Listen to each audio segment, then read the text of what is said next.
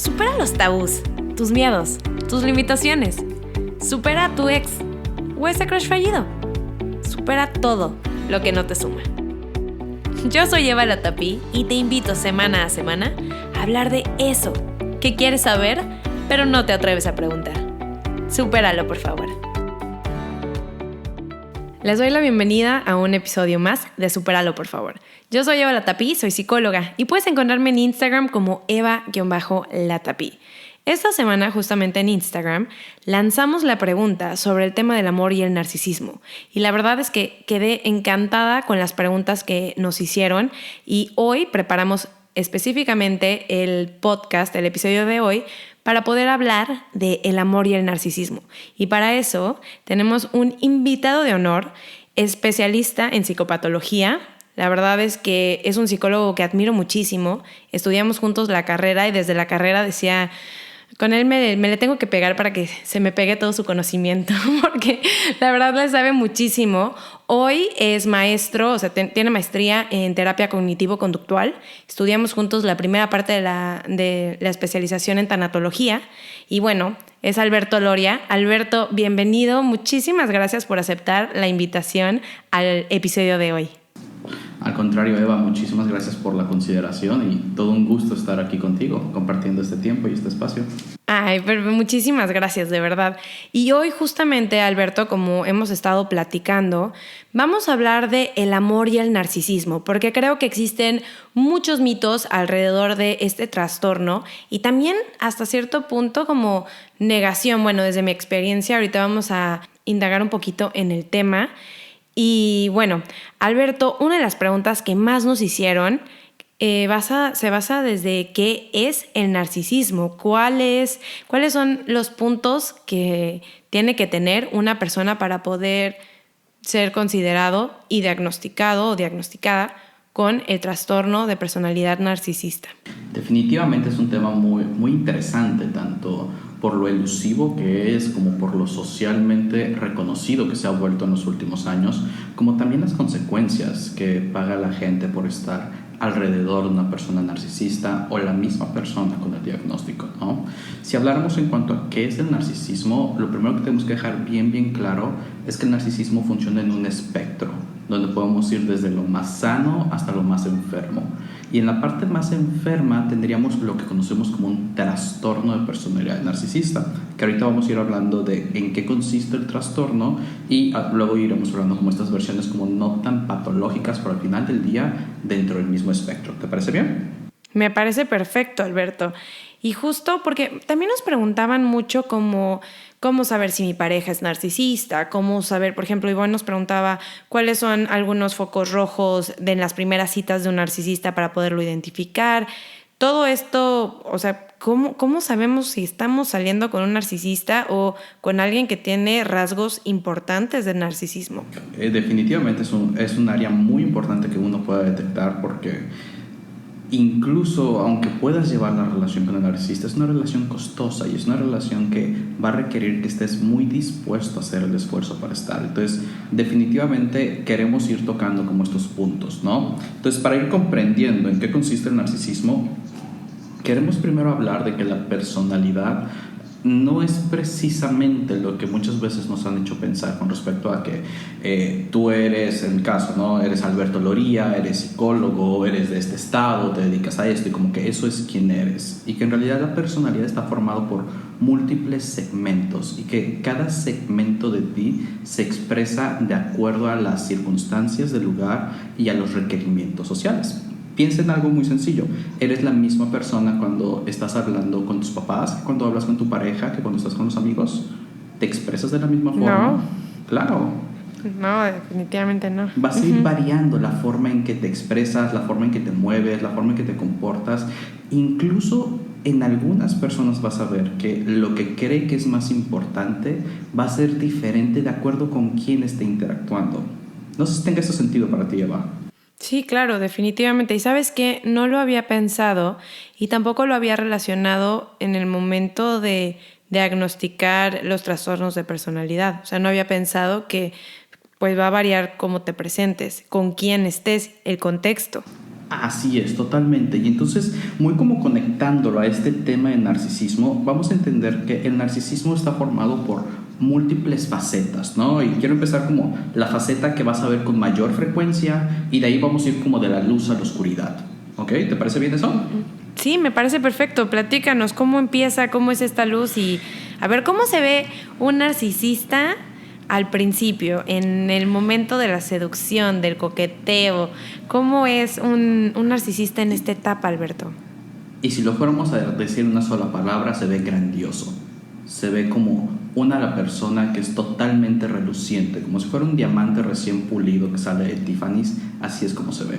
Y a lo mejor es un diamante que es del tamaño de una aguja y se siente como si fuera el diamante del Titanic.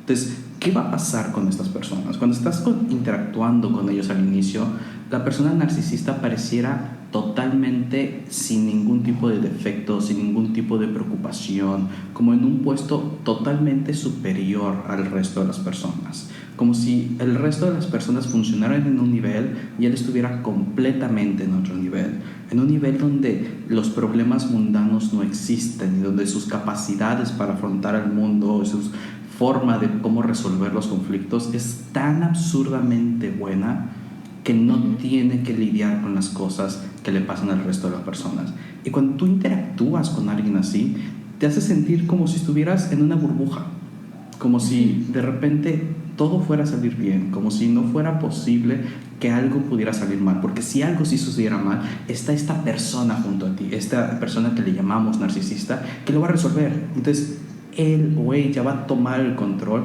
y va a hacer sentir como que todo es manejable si él o ella está ahí.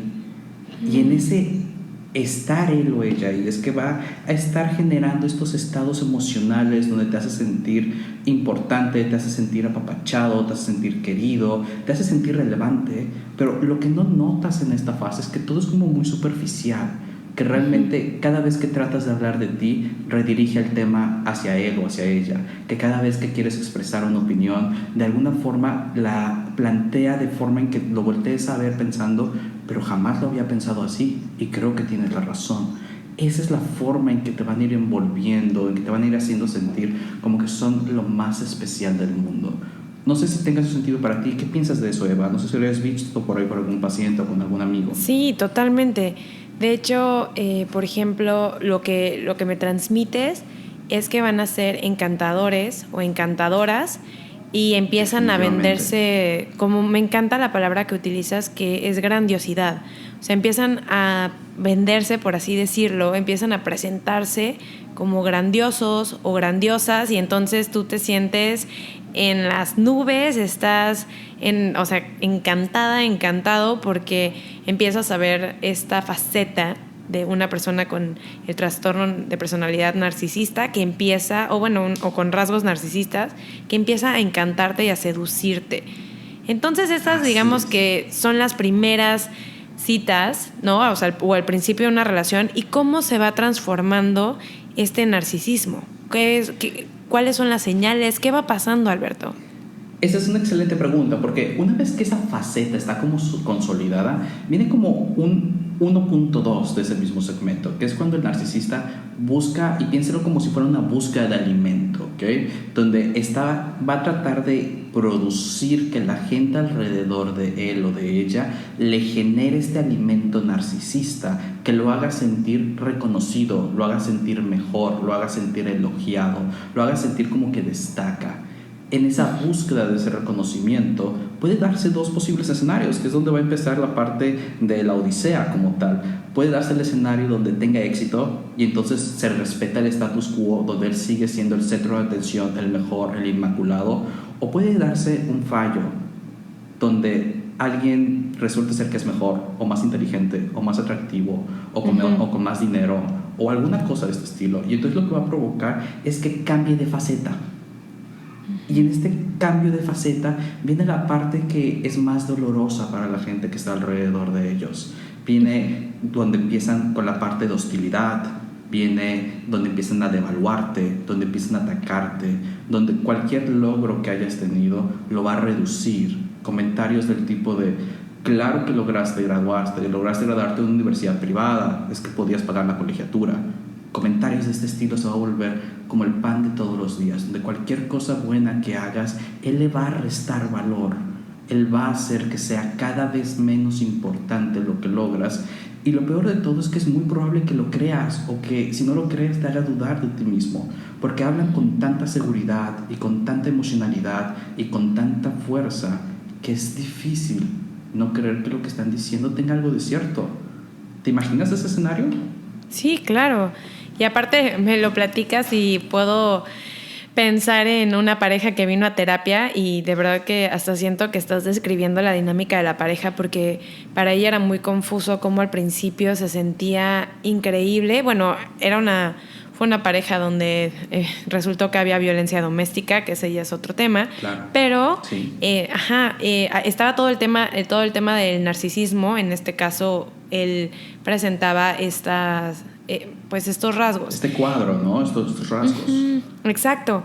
Entonces, Alberto, se va cambiando, se va apagando la luz, como dices, de la luz a la oscuridad, y empieza con esto que es muy sutil. Bueno, esto es mi experiencia, como lo he visto clínicamente. Es muy sutil, es hasta cierto punto confuso para la otra persona, porque existe cierta manipulación, existe cierto Totalmente. control, chantaje, ajá. Entonces, él hasta empieza a dudar de esa intuición de esto no me gusta cómo me habla, no me gusta lo que me dice, pero pareciera que maneja la situación de tal manera que, pues, o sea, que la que está mal es la otra persona. Definitivamente, lo acabas de describir perfectamente, porque eso es lo que pasa. De repente se dan estos dos puntos como tan diferentes, donde por un lado este ser inmaculado, grandioso, pareciera que no tiene problemas, pero por el otro lado de repente explota, y la explosión es totalmente devastadora y se lleva tu autoconcepto, se lleva tus logros y se lleva toda tu autoestima entre los pies. Y lo más complicado es que si por alguna razón tú no estás en un buen día, tú no estás muy claro contigo mismo, o incluso estás relativamente acostumbrado a escuchar que esto suceda alrededor de ti, en tus amistades, en tu familia de origen, en otros lugares, te va a meter como en este mood o en este track de a lo mejor algo de lo que dices es cierto, tal vez no todo. Me queda claro que no es la forma, pero algo puede ser cierto. Y esa duda se va ahí engendrando y va creciendo. Empieza como si fuera una plaga. Va creciendo y va a llegar al punto en el cual incluso vas a dudar de si dijiste lo que dijiste, o si acordaron lo que acordaron, o si realmente tienes razón o estás mal. Eso es lo que va a ir pasando en estos dos pasos. Claro. ¿Okay? Entonces se vuelve ahí como una dinámica muy, muy cruel y muy abusiva, efectivamente. Lo acabas de decir muy bien. La verdad es que si habláramos en cuanto a hostilidad, violencia económica, violencia emocional, violencia física, incluso violencia sexual, estamos hablando de que pueden ser situaciones de riesgo muy grande. El narcisista no solamente hiere con palabras, también hiere con control, también hiere con ser despectivo, también hiere con otras formas de poder violentar. ¿Me explico con eso? Sí, claro, y de hecho se me hace muy importante que lo llames como tal, porque es violencia. O sea, no tiene que haber golpes para que sea considerado violencia, porque puede ser violencia psicológica, emocional, hablas de la sexual, inclusive económica. Hay diferentes tipos de violencia, y entonces escucho que es el modo en el que opera una persona con narcisismo. Y antes de seguir avanzando, me gustaría preguntarte, Alberto, justo esto. ¿Hay manera de poder identificar los rasgos de una persona narcisista en las primeras citas, al principio de la relación? ¿Hay manera de identificar si estamos con una persona narcisista o con rasgos significativos de narcisismo? Definitivamente hay como algunos pequeños indicadores, ¿ok? Esta conducta de estar todo el tiempo ensalzando sus logros, o estar todo el tiempo queriendo relucir lo que tienen o cómo lo tienen o a quién conocen, o este ejercicio como de control de la atención, es uno de los primeros focos rojos que puedes tener. Si detectas este foco rojo, sería tu primer punto como para decir, a lo mejor no es exactamente el camino que me gusta. Si por alguna razón decides continuar en ese camino, lo que quieres buscar después es cómo le ha ido en relaciones pasadas, qué ha pasado con sus exparejas, cómo han terminado, de qué forma han terminado, quién terminó con quién, cuáles fueron las repercusiones de eso. Terminar con un narcisista es algo sumamente complicado. Hay dos opciones: o él o ella te abandona, o la verdad es que es muy difícil que te permita irte. Entonces vas a encontrar muchas historias de ese estilo. ¿Me explico con eso? Sí, totalmente. Se me hace súper interesante y estoy totalmente de acuerdo desde mi experiencia, como que ha sido que inclusive personas donde ha habido violencia, como te platico, o sea, no terminan, es como, no me importas, pero cuando la persona intenta irse, no la dejan irse. Una dinámica así. Eso es el pan de todos los días. Uh-huh. Efectivamente, eso es el pan de todos los días. Es como de, ya no quiero jugar contigo, pero sigue siendo mi juguete. Claro. Piénsalo como una historia de terror, así como cuando el niño de 2 años dejó el carrito aventado en el fondo del cuarto y cuando llega su primito y quiere tomar el carrito es como, no, es mío, y lo vuelve a dejar aventado, pero nada más no está dispuesto a ceder el carrito. El niño de 2 años, eso es algo normal, es parte de su conducta esperada. En los pacientes narcisistas tiene que ver con estos problemas en cuanto a su autoestima y su autovaloración, que es algo que ahorita tocaremos un poquito.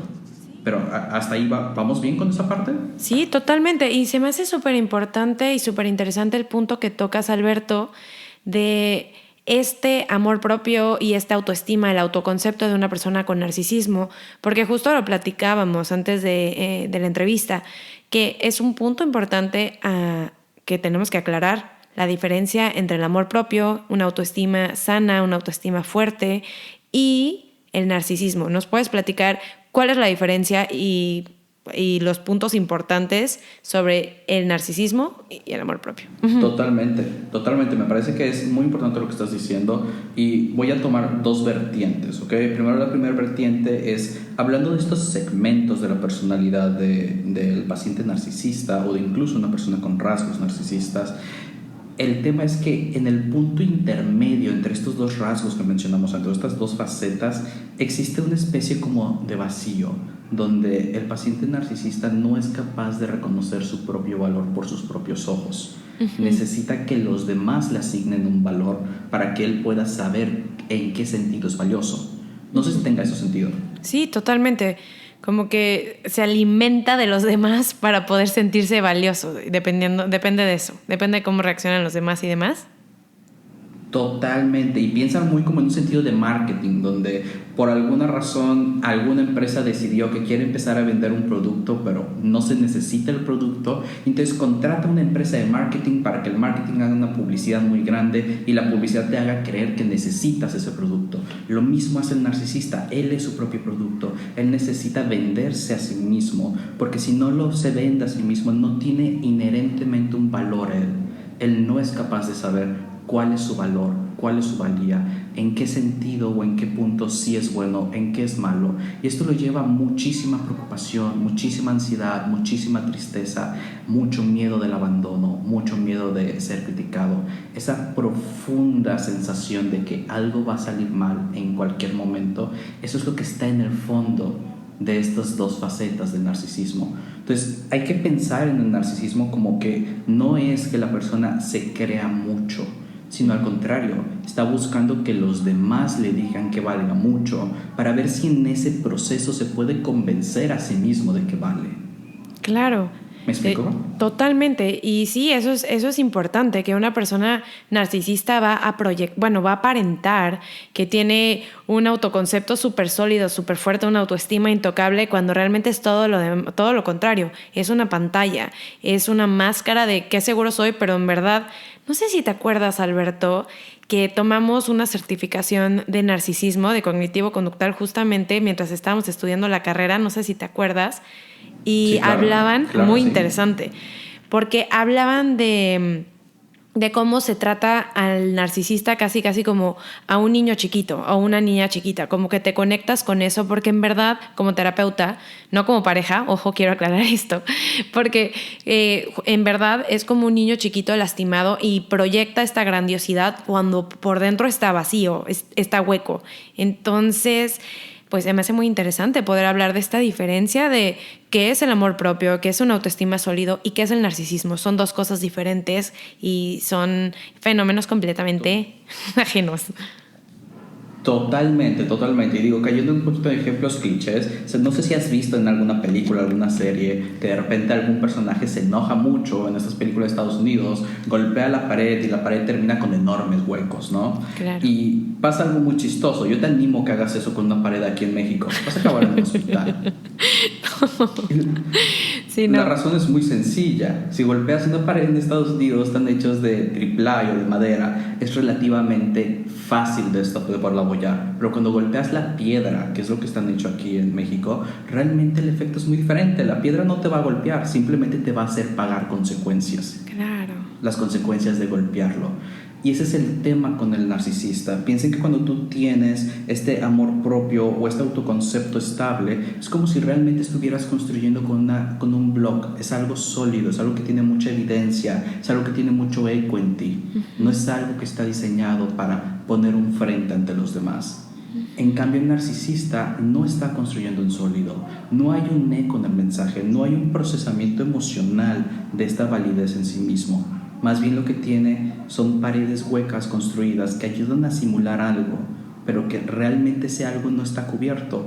Y no está cubierto porque nunca le enseñaron cómo cubrirlo, nunca le enseñaron la forma sana. Y muy subiéndome a lo que estabas mencionando, como tratar al paciente narcisista como si fuera un niño pequeño, tiene todo el sentido del mundo, porque lo que pasa con un paciente narcisista es que desconocen lo que realmente les está afectando. Entonces, lo vas a tener muy enojado, gritándote que no sirves para nada y que eres un tonto y que le iría mejor si se buscara a otra persona, y devaluándote muy fuerte, cuando en realidad lo que está queriendo decir es: si no te hago sentir menos, te vas a dar cuenta que eres mejor que yo y me vas a abandonar y nunca seré amado.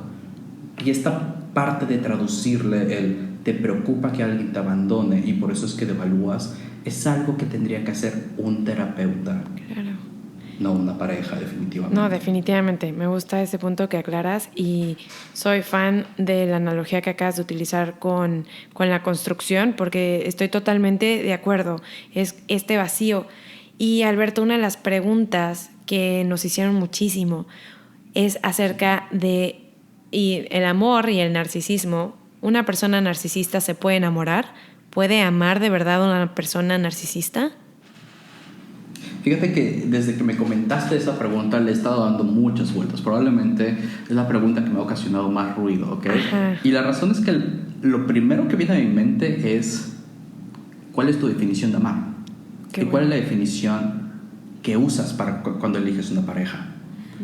Porque el tema no es que el narcisista no pueda amar. Y ahí sí creo que es un tema muy importante que estás diciendo. Los narcisistas no son antisociales, no son psicópatas, no son personas con ausencia de empatía. Son personas que no muestran empatía porque la empatía duele. Entonces, sí pueden amar, sí te pueden querer, y sí te van a extrañar. Y si los abandonas, les va a doler mucho más que a la persona promedio. Wow. Pero ese no es el tema únicamente. El problema es que su versión de amar es básicamente one way. Es como si tú tuvieras que darles mucho para que ellos se sintieran cómodos de darte un poco. Y eso es muy desgastante para una pareja. Y eso es lo que lo vuelve muy cansado de lidiar con estas personas. Claro. Definitivamente te van a amar.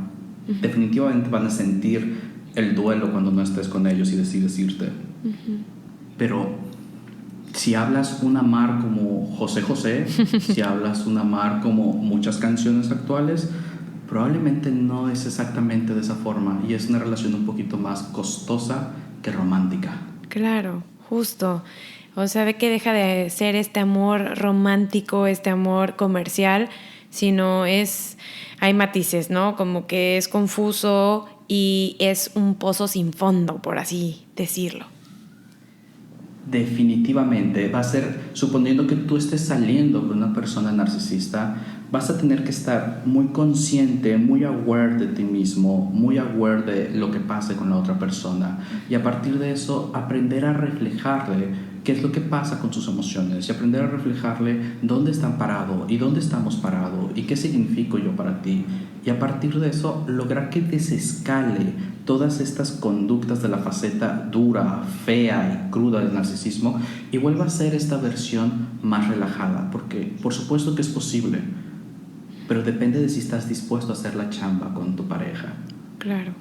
Y es una chamba que va de los dos lados, es una chamba complicada, muy viable, muy posible, puede mejorar, pero se necesitan dos para trabajar. Y muy interesante que toques justamente estos puntos, Alberto, porque sí nos preguntaron mucho si se puede tener una relación con una persona narcisista, se puede amar y que la persona te ame, se puede tener una relación en general con un narcisista o con una narcisista. ¿Qué opinas al respecto?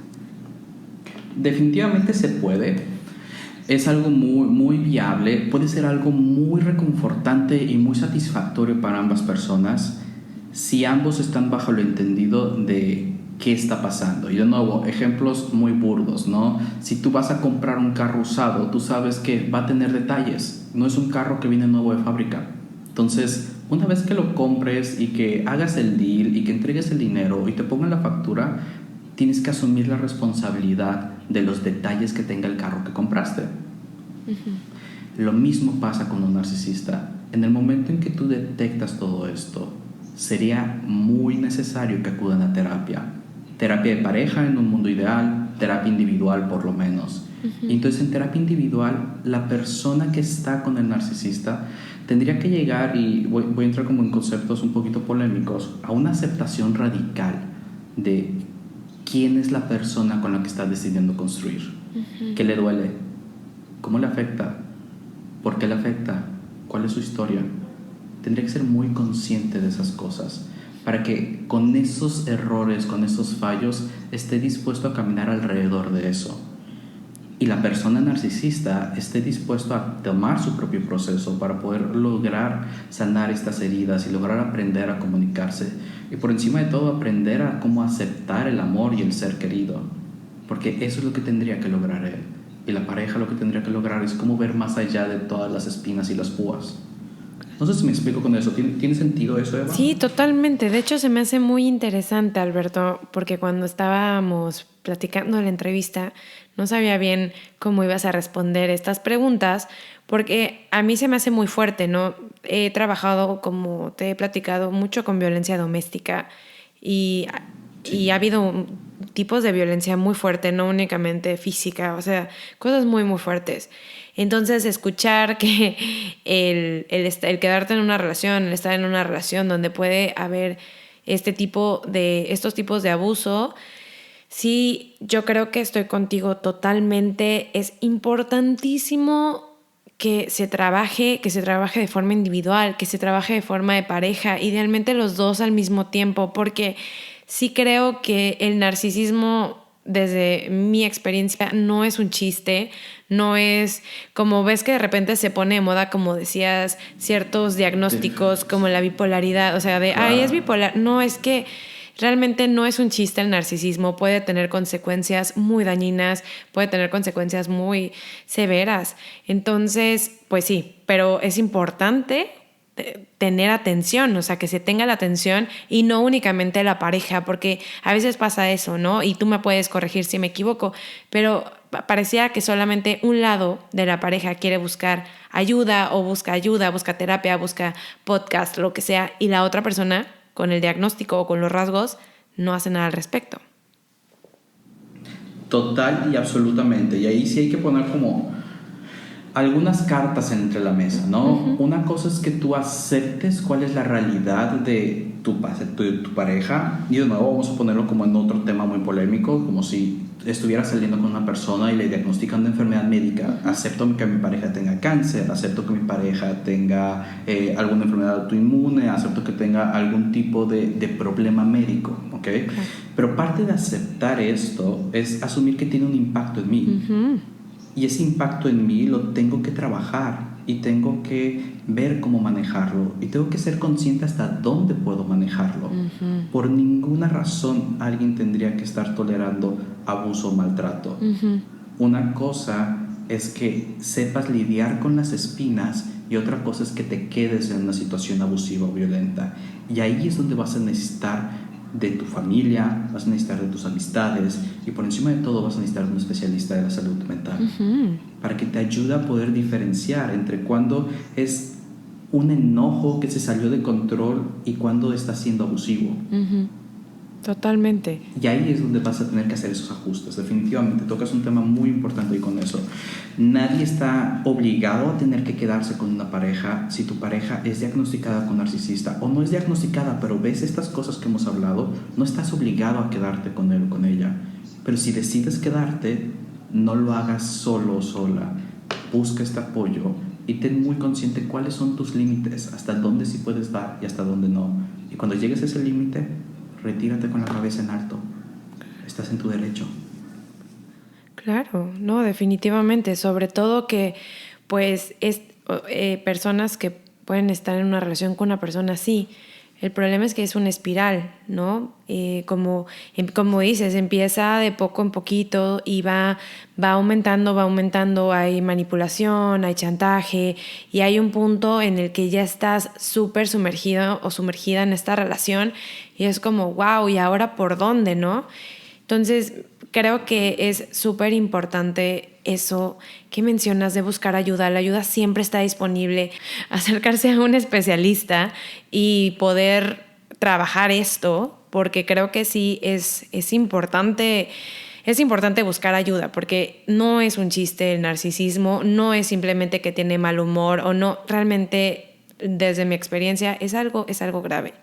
Y justo, Alberto, te quiero preguntar, una de las preguntas que también se repitió un montón fue, ¿una persona narcisista puede cambiar? ¿Puede dejar de ser narcisista? Toma mucho tiempo, toma muchas consecuencias, y quiero hacer mucho énfasis en eso. Para poder sobrevivir a estar con un narcisista tienes que ser muy claro, tienes que ser muy conciso y tienes que ser muy consistente en que si dijiste que si pasaba A ibas a hacer B, entonces hagas B. Si haces eso, si hay un proceso de terapia, vas a lograr no que el narcisismo desaparezca, porque no desaparece esto no es como la gripa que se quita, sino más bien lo que vas a lograr es que la persona, aunque tenga estas tendencias narcisistas, aprenda cómo vincularse de una forma sana. Entonces, si podemos ser muy congruentes, muy concisos con la respuesta, el narcisismo no va a desaparecer. Es una estructura de personalidad, eso no va a quitarse. Las conductas negativas del narcisista, por otro lado, pueden remitir muchísimo. Puede llegar a un punto en el que genuinamente el paciente narcisista funcione como una persona bastante normal. Pero es un proceso largo, es un proceso cansado y es un proceso que va a tomar muchas consecuencias de vivir. Totalmente. Eso es lo que tendríamos que estar poniendo en la mesa. Sí, aparte es muy importante lo que dices, porque yo, creo que dejaríamos de ser psicólogos si no creyéramos que la gente puede cambiar, puede mejorar definitivamente. Al mismo tiempo, creo que es muy importante mencionar que para que una persona pueda cambiar, ya sea sus comportamientos, lo que sea, o lo que sea que quiere cambiar, es importante que la persona quiere cambiar. Tú no puedes cambiar a tu pareja, o sea, tú no puedes cambiar a tu hermano, tú no puedes cambiar a nadie. A la única persona que puedes cambiar es a ti misma o a ti mismo, porque luego quieren venir a terapia y ¿cómo cambio a mi pareja? Es que así no funciona. Para que una persona pueda cambiar, y como lo dices, tiene que ir a terapia y tiene que querer cambiar, o sea, es una decisión propia, no puedes cambiar a nadie más. Eso es manipulación también, estamos cayendo en otro tipo de violencia.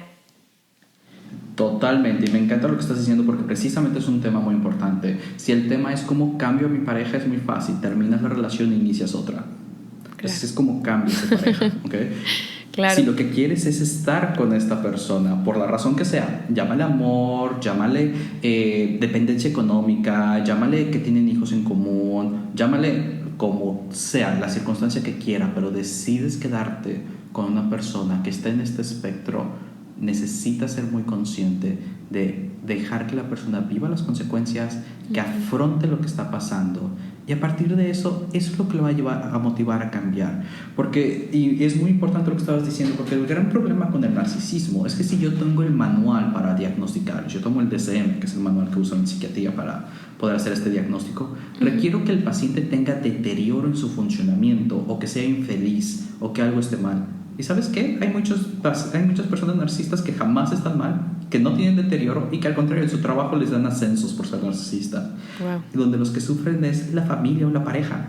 Entonces, si tú detectas estas cosas que estamos hablando, no esperes que a tu pareja lo diagnostiquen o la diagnostiquen con narcisismo, empieza con estas cosas que estamos hablando, empieza a tomar psicoterapia, empieza a tomar control sobre estos elementos, porque muy probablemente no lo van a diagnosticar y eso no es algo tan extraño, más bien es un error dentro del sistema de clasificación.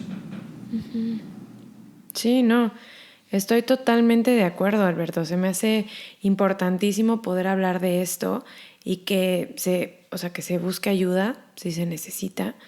Alberto, no sé si haya algo más que se me haya ido, que no te haya preguntado. Antes de poder ir cerrando la entrevista, ¿hay algo que te gustaría mencionar del narcisismo que a lo mejor no tocamos?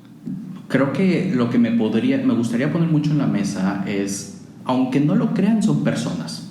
Y tienen corazoncito y no son tan malos y tienen derecho a ser amados, pero duele amarlos y cuesta trabajo hacerlo.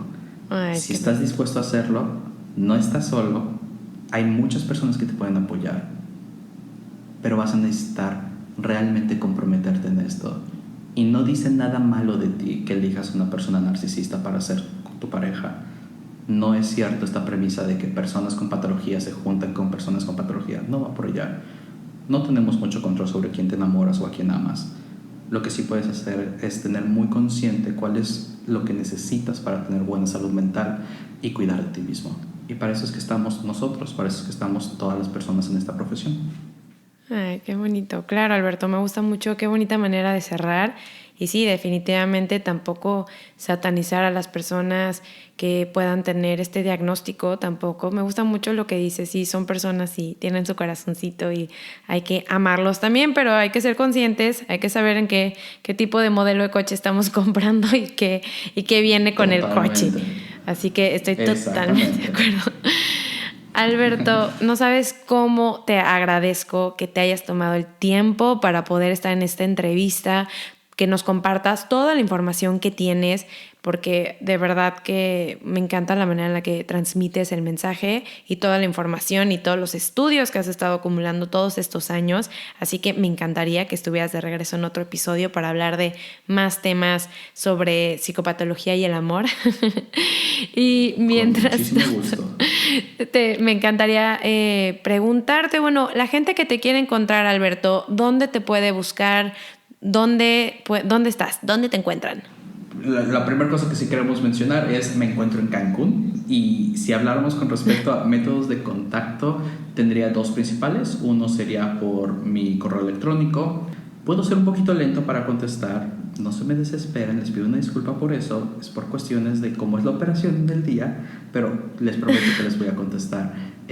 ¿Será posible que te pueda dejar los datos? Sí, claro, mira, si quieres los podemos decir y de todos modos los dejo en la descripción si te parece bien. Perfecto. Y el email es sic.albertoloria@gmail.com. Sic como de psicólogo es PSIC. Perfecto. Muchísimas gracias, Alberto. Ahora sí, antes de terminar, me encantaría que nos recomendaras 3 libros que tú creas que se tienen que leer sí o sí, ya sea en el tema del narcisismo, en el tema del amor o en cualquier tema que tú creas que es importante recomendar un libro. ¿Qué libros recomiendas? Fíjate que tenía como 3 ideas en la mente y precisamente con este tema. El primero se llama Abrázame Fuerte, la autora es Sue Johnson.